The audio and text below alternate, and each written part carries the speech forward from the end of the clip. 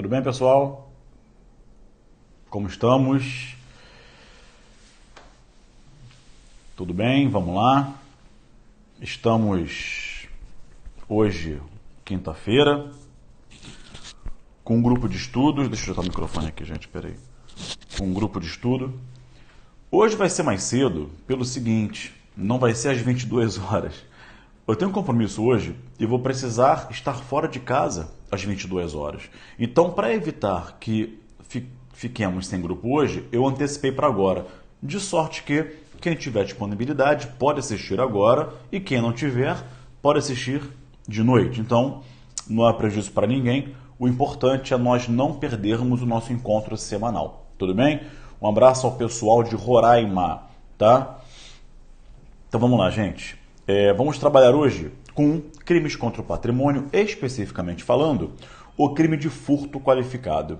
Furto e roubo são dois crimes que sempre caíram muito em prova, tá bem? E vão continuar a cair por quê? Porque são os campeões de audiência. Não só na prova, como na prática também. Infelizmente, os crimes patrimoniais tiveram um crescimento exponencial nos últimos anos. Então, Alexandre, abraço, Alexandre. E aí, vem nas provas, tá bem? Sempre caiu muito furto e roubo. Aliás, podia apostar que dos crimes patrimoniais, os campeões de audiência são furto e roubo. Depois vem estelionato, dano, enfim. Muito bem, amigos. Eu não vou abordar todo o crime de furto. Eu vou só tratar, nesse nosso tempo do grupo de hoje, do furto qualificado. Questões relevantes. Se você for ao Código Penal comigo, meu código está aberto aqui, temos o furto qualificado no 155, parágrafo 4º, que traz a pena de reclusão de 2 a 8 anos e multa. Então vejam vocês, notem que na qualificadora as penas mínima e máxima dobram. Na medida em que no furto simples eu tenho pena de 1 a 4. 1 a 4. No furto qualificado, a pena é de 2 a 8, então a pena é dobrada. Então vamos lá, vamos às hipóteses. Em primeiro lugar, temos aqui, primeira hipótese, inciso 1, primeira qualificadora, com destruição ou rompimento de obstáculo, a subtração da coisa. Muito bem, nesse inciso 1, o que ganha relevância? Eu tenho um obstáculo, a subtração da coisa. Não é por outro motivo que o furto é mais grave, que justifica a pena maior da qualificadora, porque o agente, para subtrair, ele tem que fazer um esforço a mais, tem que tomar uma providência positiva a mais, que é romper ou destruir o obstáculo. Aí eu te pergunto, o que é obstáculo? Gabriel, dá uma definição de obstáculo? Muito simples, não tem que decorar nada. Obstáculo é todo aparato que tenha por finalidade a proteção da coisa. Simples. Obstáculo, portanto, é qualquer objeto, qualquer aparato que tenha por finalidade a proteção da coisa. Qualquer aparato que impeça alguém de chegar àquela coisa. E você começa a raciocinar. Então, Gabriel, quer dizer que um cadeado na porta do armário é obstáculo? É. A maçaneta da porta da casa é obstáculo? É. Então, por exemplo, se a pessoa arromba a maçaneta da porta da residência para entrar e furtar, ela rompeu o obstáculo, ela destruiu o obstáculo. Tá bem? Então, Gabriel, quer dizer que, por exemplo, o alarme de um carro pode ser obstáculo? Eu entendo que sim, porque é um aparato instalado que tem por finalidade a proteção da coisa, a proteção do veículo.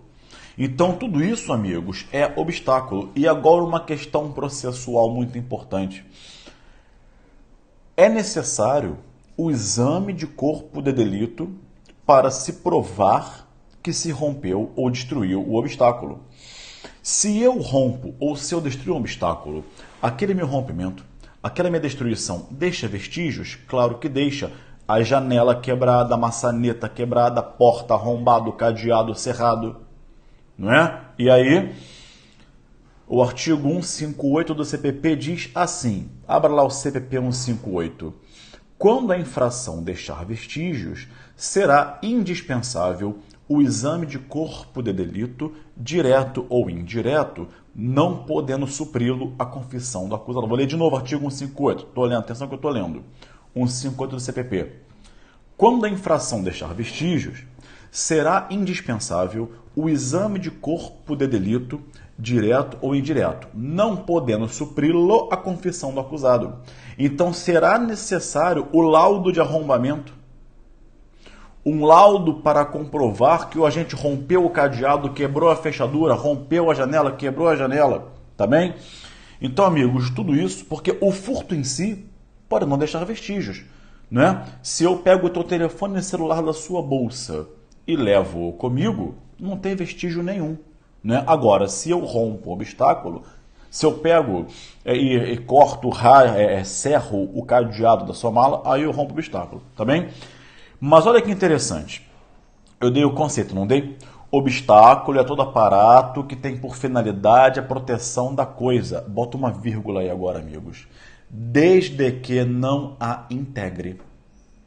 Gabriel, repito, vírgula. De novo, obstáculo é qualquer aparato que tem por finalidade a proteção da coisa, vírgula, desde que não a integre. Ou seja, aquele obstáculo, aquele aparato não pode integrar a res furtiva, o objeto material do crime de furto. Não pode fazer parte da própria coisa ser furtada. Mas, Gabriel, por quê? Por uma questão lógica. Porque se ele integrar, se fizer parte da coisa, for uma parte integrante da coisa furtada, passou a ser a própria res e deixou de ser um obstáculo para alcançar a res.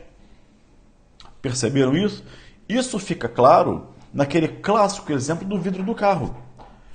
Para que serve o vidro do carro? O vidro do automóvel serve, além de vedá-lo, né, serve para proteger o que há dentro, inclusive as pessoas. Então, quer dizer, se o agente quebra o vidro para subtrair a mochila que está dentro do carro, ele rompeu o obstáculo.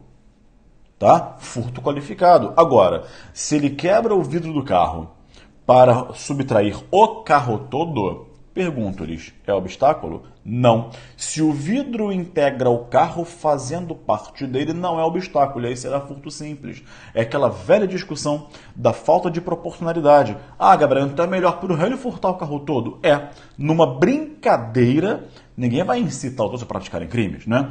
Mas numa brincadeira de proporcionalidade, até se pode dizer isso. Então, para o réu é melhor furtar o carro todo do que quebrar o vidro e furtar o que está dentro. Que aí ele pega um furto simples, né, da sursi processual, a pena mínima é de 1 ano. A jurisprudência poderia consertar essa desproporção, mas não a fez até hoje, infelizmente. Mas não é só isso não, amigos. Há uma questão interessante aqui no inciso 1. Veja, o inciso 1 fala assim, vamos à literalidade do artigo. Estou lendo aqui no Código Penal, tá? Com destruição ou rompimento de obstáculo. Não é ultrapassar um obstáculo. O que significa dizer o quê? O obstáculo tem que ser destruído ou rompido. Então, se eu vou furtar sua residência pelo telhado, quebro as telhas para entrar pelo telhado, eu rompi, eu destruí um obstáculo? Sim. Agora, se eu cuidadosamente tiro as telhas uma por uma, tiro as telhas, e até formar um buraco onde eu caiba para entrar na sua residência. Eu tiro as telhas uma por uma, não quebro nada, deixo lá bonitinho, entro, furto as joias. Quando eu saio igualmente pelo telhado, eu recoloco as telhas no lugar, todas encaixadas, bonitinho. Eu rompi obstáculo? Não.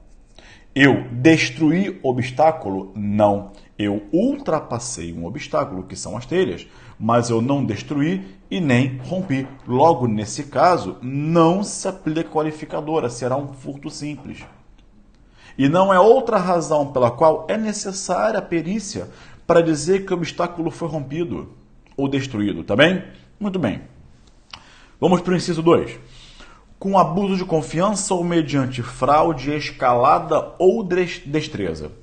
Bom, quando você ouve falar em abuso de confiança, você lembra do empregado doméstico, você lembra do motorista, você lembra do vigia. Amigos, atenção. Não presumam em prova que houve o abuso de confiança. Olha que legal. Já te falaram isso? O que significa abuso? Amigos, o que é ab em latim? Ab em latim. Já pararam para pensar? O que significa ab em latim? Não? Então olha só que legal. Em latim, ab significa além. Ab uso, além do uso. O agente tem que usar a relação de confiança e ab usar dela. Daí ab uso, abuso, ir além do uso. Eu só posso ir além daquilo que eu posso usar. Então, para que eu abuse, ou seja, para que eu abuse da confiança, eu tenho que ter uma relação de confiança prévia entre o autor e a vítima do furto. Ausente a relação de confiança prévia, a qualificadora não se aplica. Gabriel, como é que eu vou descobrir isso? Não tem que descobrir, tem que pescar na questão de prova. A questão de prova dirá, Gabriel, que tinha confiança de Alexandre e por isso tinha as chaves do imóvel. Ou a questão vai dizer isso implicitamente. Caramba, se eu tenho as chaves do apartamento do amigo meu, há uma nítida relação de confiança? Claro que há. Então, ou seja, é necessária uma relação de confiança anterior entre o autor e a vítima do furto para que essa qualificadora possa incidir. Lembrem-se, abuso, abuso. Tá? Se a questão trouxer um motorista, um vigia, tá? um empregado doméstico, se não trouxer expressa ou implicitamente essa relação prévia de confiança, não vai incidir essa qualificadora. Cuidado com o exemplo decorado da empregada. Pesca a informação correta, mas não é só. Com abuso de confiança, mediante fraude, escalada ou destreza. No que toca mediante fraude, né, eu não vou me alongar porque eu precisaria de um tempo para explicar a diferença entre isso e estelionato. Mas vou dizer que fraude é induzir alguém em erro. Eu emprego fraude para desviar a atenção da vítima e subtrair o seu bem. Tá? E escalada, gente? A escalada significa o acesso anormal à coisa. E eu te pergunto, o que é o acesso anormal? Imagine um furto de uma residência. O que seria o acesso anormal? Porque a gente pensa o quê? Escalar, né, pelo alto. É claro que se eu entrar na sua casa pela chaminé ou pelo teto, eu vou escalar. Será furto mediante escalada. Se eu entrar pela janela, será escalada. E se eu entrar pelo porão, é escalada? Eu vou repetir. Escalada consiste no acesso anormal à coisa. Então é só você se perguntar. Quando eu chegar em casa mais tarde, eu vou entrar em casa por onde? Pela porta, pela janela, pela chave. Aproveitando que Natal foi anteontem, pela chaminé, igual Papai Noel. Pelo porão, eu vou pular o muro. Não, o acesso normal é a porta de entrada e de saída. Então, qualquer acesso que não for pela porta será acesso anormal, tá bem? Ok? Muito bem, então vamos lá. Pelo porão idem, tá? E depois a destreza todo mundo conhece isso, a agilidade extrema na subtração da res. Muito bem. E aí partamos agora para o inciso 3, com o emprego de chave falsa. Aqui eu tenho algumas questões importantes. Amigos, o que é a chave falsa? Túnel também é escalada, sim. Amigos, o que é a chave falsa? Chave falsa é que a gente pensa naquela chave micha, chamada chave mestra, que você enfia, abre qualquer coisa, né? Amigos, qualquer objeto pode ser chave falsa. Um grampo de cabelo, gazua. A chave micha e a chave mestra também podem, tá? Mas um clipe, né? Lembra do MacGyver, né? Pegava um chiclete e fazia uma bomba com chiclete, lembra disso? Então qualquer aparato vai ser chave falsa. Olha que interessante. Olha que interessante. Essa semana eu fui fazer um exame. Aí eu estava esperando para ser atendido. Na minha frente, uma mulher sentou na baia, né, do exame do laboratório para ser atendida. Ela pegou a chave do carro e colocou ali em cima. Passou o atendimento, ela foi para o segundo andar, onde o exame ia ser realizado, mas esqueceu ali a chave do carro. Isso era 8 horas da manhã, estava vazio o estacionamento. Se alguém vir que ela esqueceu a chave, vai lá sorrateiramente, pega a chave, vai até o estacionamento, que era na porta, aperta o botão e opa, tem 5 carros aqui, tá vazio, é cedo. O que apitar é esse carro. Ele vai lá, sorrateiramente pega a chave sem ninguém ver, vai até o estacionamento, disfarça, olha para o outro e puf, aperta o botão. Um carro branco abre a porta, soa o pisca, né, acende. Ele opera aquele carro. Ele entra no carro e vai embora. Ou seja, ele furtou a chave verdadeira e levou o carro. Olha que pergunta boa de prova. A chave verdadeira, furtada ou perdida, é chave falsa? Para fins da qualificadora?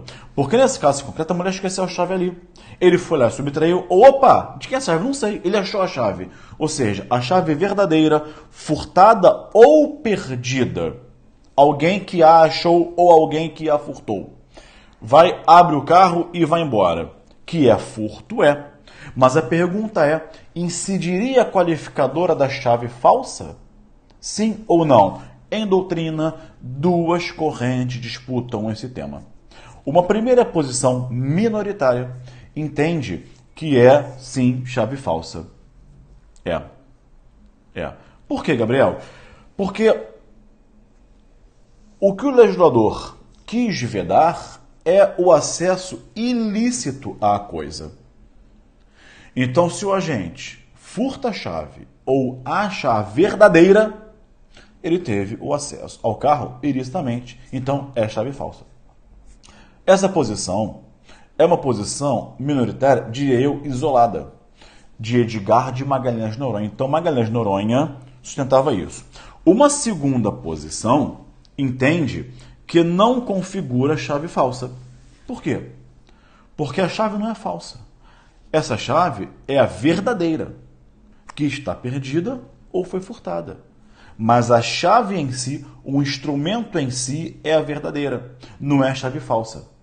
Se ela é verdadeira, não pode ser falsa. A qualificadora é chave falsa, se é verdadeira, não é falsa. Então, não incide a qualificadora, será furto simples. Entendeu? Faz mais sentido, né, gente? A segunda posição é majoritária e defendida pelo Rogério Greco, pelo César Bittencourt, entre outros, tá bem? Agora, uma questão interessante. E a cópia da chave verdadeira é chave falsa? Vejam, eu pego a chave verdadeira da sua casa, pode ser do seu apartamento, vou num chaveiro, ele faz uma igual em 2 minutos. Volto, deixo a verdadeira ali onde eu encontrei. Pego a cópia que eu fiz e levo lá, entro na sua casa. Ou seja, a cópia da chave verdadeira é considerada chave falsa? Sim, é uma chave falsa sim. Tá bem? Muito bem, amigos. Então vamos lá, vamos prosperar. Então, com o emprego de chave falsa, eu acho que essas eram as questões de prova que poderiam vir, tá bem? Agora, inciso 4. Quais são as questões do inciso 4? Mediante concurso de 2 ou mais pessoas. Olha que questão interessante. Vamos lá. Aqui eu sempre pego muita gente boa, estudiosa de surpresa. Quer ver? Em primeiro lugar, questão simples. 2 ou mais pessoas. Amigos, primeira questão.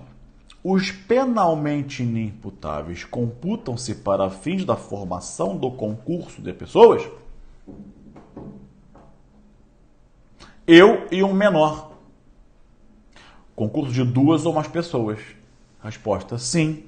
Sim. Ainda que um seja inimputável, é computado sim para fins da configuração da qualificadora. Tá? Outra questão. Pensa comigo, vamos pensar um pouco. Já há uma associação criminosa formada para a prática de crimes, 3 ou mais pessoas, certo? Vamos lá. Já há uma associação criminosa formada para a prática de crimes. Ok. 3 ou mais pessoas. Um dos crimes que eles praticam é o furto. Um furto com 3 pessoas ou mais. Então temos o crime de associação criminosa e o crime de furto praticado com 3 ou mais pessoas. A pergunta é, que é associação criminosa em concurso com furto? É. Mas o furto é simples ou é qualificado? Sabe por quê? Essa qualificadora de 2 ou mais pessoas, dessa pluralidade de pessoas, já foi considerada para fins de tipificação do 288 da associação criminosa. Seria bis in idem? Isso é amplamente discutível, tá? Agora, vamos para o STJ. O STJ entende que a tipificação é 288, ou seja, associação criminosa, em concurso material com furto qualificado pelo concurso de pessoas. E por quê? Diz a STJ, por que não seria bis in idem? 2 fundamentos. Daniela Bastos é a Daniela Carneiro? Não, não é a Daniela Carneiro, estou confundindo. Daniela, olha lá. Pedro, é bis in idem STJ? Não. Primeiro fundamento, os bens jurídicos são diferentes. Na associação criminosa protege-se a paz pública, no furto protege-se o patrimônio. Além de serem bens jurídicos diferentes, o fundamento agora é bom, tá? O próximo. Os crimes se consumam em momentos distintos. A associação consumou-se lá atrás, quando eles se agruparam, se associaram, ok? E o furto consumou-se depois. Ou seja, pensa, quando o furto foi praticado, já estava consumado o crime de associação criminosa. Então, não há bis in idem. Questão boa, né? STJ, tá? Outra questão aqui. Aqui todo mundo confunde, vou deixar para o final. Outra questão, Pedro. Gabriel, vamos pensar alto aqui? Vamos lá. O roubo tem violência, tem grave ameaça, tem a violência imprópria, que é redução da vítima, impossibilidade de resistência. O furto não tem. Então a questão é a seguinte. Imaginem vocês que 3 pessoas furtem a vítima. Uma mulher. 3 pessoas do meu tamanho. Eu tenho 1,80 m, tenho aí 88 quilos mais ou menos. 3 pessoas do meu tamanho furtem uma mulher. Sozinha na rua.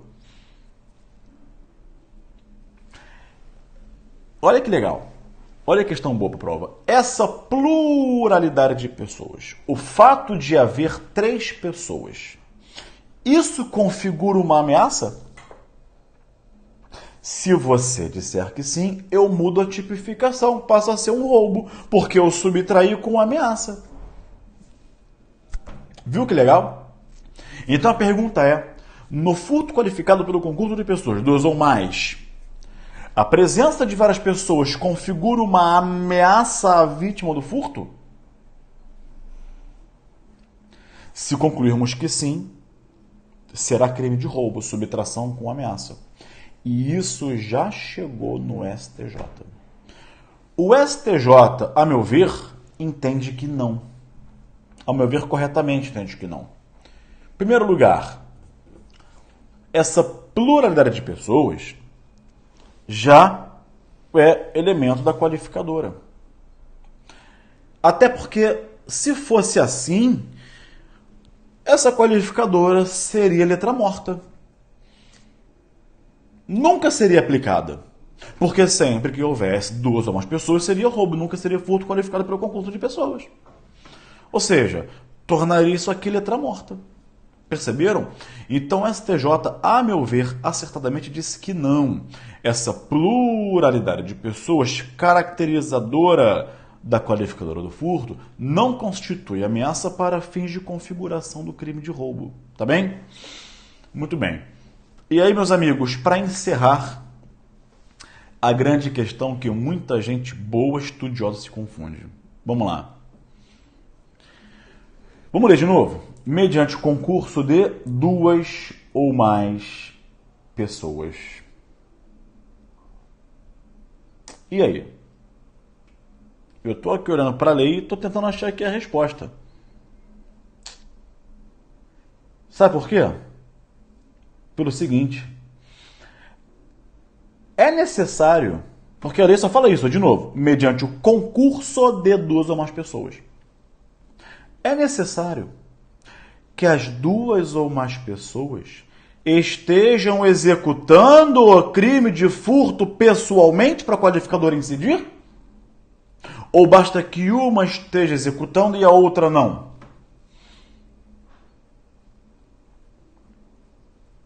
Respondam aí. É que todo mundo erra.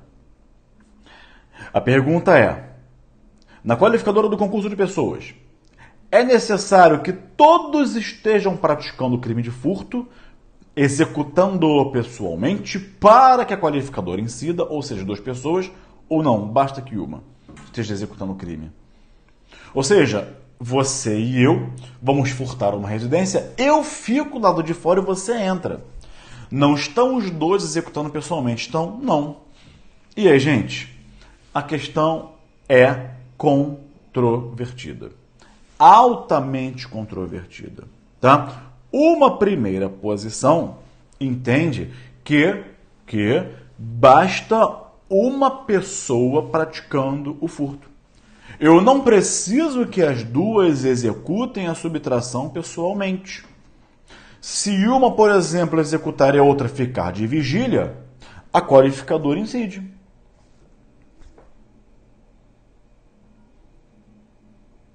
Ou seja, a lei fala, mediante o concurso, não necessariamente estarem executando. Essa posição, atenção ao que eu vou te falar agora. Agora presta muita atenção.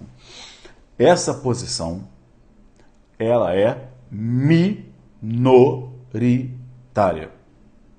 Eu vou repetir, minoritária. Ah, mas Gabriel, eu achei que fosse majoritária. Não, você achou errado. Essa posição é minoritária. É defendida, entre outros, pelo Heleno Cláudio Fragoso e pelo Guilherme de Souza Nutti. Tá bem?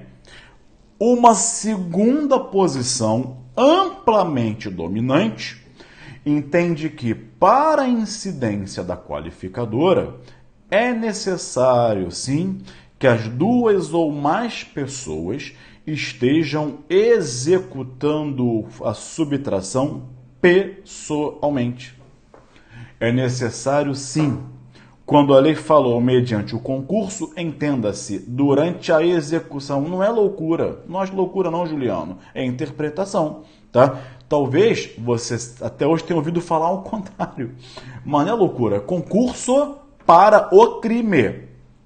Preparação, cogitação, preparação, execução e consumação, tá? Ou seja, se um só executá-lo e o outro não, é furto, claro que é furto, mas não tem qualificadora. Essa posição é a posição de Nelson Hungria, essa posição é a posição do César Bittencourt, é a posição do Rogério Greco, tá bem? E essa posição é a posição, sempre falo isso em minhas aulas, quem é meu aluno presencial ou online sabe, quem souber fala aí. Essa é a posição, quero ver quem está estudando comigo, hein? Essa posição é a posição do maior autor sobre roubo e furto no Brasil. Quem é? Olha o Vinícius, ó. Nome completo, Vinícius. É a posição do maior autor sobre roubo e furto no Brasil. Quem? Weber Martins Batista. Tá bem? É a posição dele, Vinícius. Parabéns, Vinícius. Muito bom. Parabéns, Pedro também. Ele que é a referência. A referência em furto e roubo no Brasil é Weber Martins Batista. Tá bem? Ele está na segunda posição, que é amplamente dominante. E com isso, chegamos ao fim do nosso grupo de estudo. Temos aí 30 minutos agora. 1, 2, 3 e cravados 30 minutos da nossa live de hoje. Vimos aqui os pontos relevantes. Olha como o furto dá o que falar, né, gente? Eu, nessa live aqui, sem muitos recursos, sem quadro, sem tablet, em meia hora eu falei das questões relevantes, tá? Então, uma aula de furto boa demora no mínimo 2 horas, tá? Tentativa é um tema bom, tentativa. Dá para falar de Maier, que Maier dizia que na tentativa o dolo do agente fracassava, que não existe um dolo de tentar, né? Enfim, dá para falar de Weltzel, dá para falar de Hirsch, dá para falar de Schunemann, dá para falar de von Liszt, tá? Dá muita coisa para falar de tentativa, tá bem? Meus amigos, hoje é dia 27 de dezembro de 2017. Eu queria que vocês soubessem que em 2018, ano que vem, daqui a menos de uma semana, nós vamos continuar juntos aqui no Periscope e eu trazendo conteúdo de alto nível com dogmática, cientificidade, 28, né? Hoje é dia 28, tá bom. Com dogmática, cientificidade, aprofundando os temas, tá? Contem comigo, continuem contando comigo em 2018 e vamos juntos o tempo que levar até a aprovação de vocês. A aprovação é uma questão de tempo, tá bem? Eu, que fiz mais de 20 concursos, te digo de carteirinha, né? A aprovação é uma questão de tempo.